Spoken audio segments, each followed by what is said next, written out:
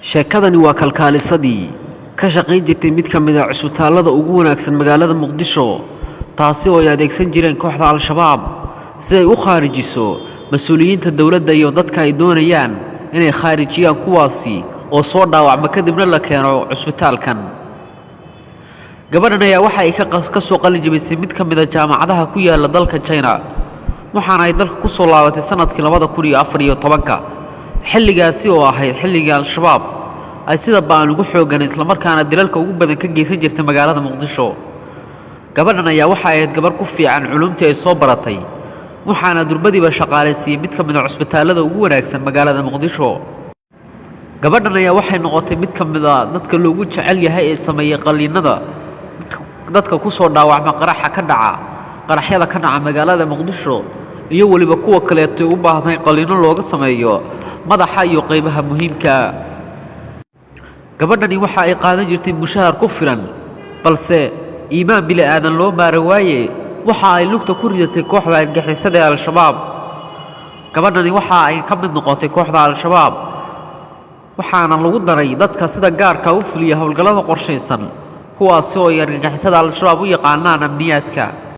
gabadhan waxay argagixisada Al-Shabaab u qoreen mushahar aad u fara badan waxaana ay u sheegeen inay hawsheeda qabsato hawsheeduna ay tahay in loo soo sheegi doono dadka argagixisada Al-Shabaab ay bartilmaameedsanayso kuwaasi oo dhaawacmo la keeno cusbitaalada ka mid ah cusbitaalka ay gabadhani ka shaqeyso. gabadhan ayaa waxa ay aqbashay arrintaasi waxaana la qiyaasayaa inay dishay dad kor u dhaafaya ilaa 20 qof kuwaasi oo ku soo dhaawacmay qaraxyadii Muqdisho ka dhacay kadibna ay iyadu ugu dhamaysay cusbitaalkii ay ka tirsanayd. laamaha ammaanka dowladda federaalka Soomaaliya ayaa waxay arrintani ka war heleen kadib markii ay dilli ku samaysay ama ay khaarijisay qof xaaladiisa caafimaad ay ahayd xaalad caadi ah isla markaasina aansan la islahayn xaaladiisu waxay noqon kartaa mid ka daldha. intaasi kadib gabadhan waxa ay gashay gacanta laamaha ammaanka waxaana arrintan baaritaan ku sameeyay hay'adda nabad sugidda iyo sirdoonka qaranka ee NISA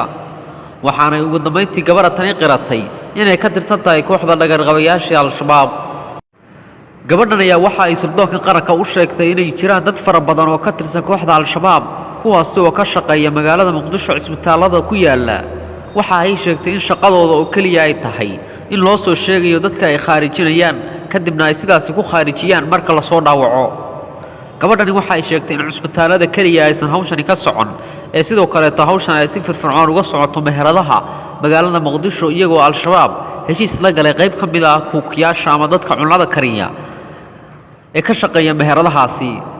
dadka caanka ah ee Al-Shabaab ku dileen cunno sumeynta waxaa ka mid ah majaajilaystii caanka Allah u naxariistay Ilka Case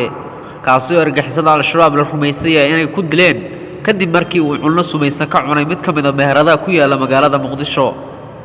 arrintan ayaa waxa ay tahay arrin khatar leh waxaana loo baahan yahay in dadka Soomaaliyeed gaar ahaan dadka mas'uuliyiinta ee bartilmaameedka u noqon kara kooxda Al-Shabaab ay ka digtoonaadaan. fadlan muuqaalka sii share garay hana ilaa inaad hadda follow soo dhahdid halkan mahadsanidin.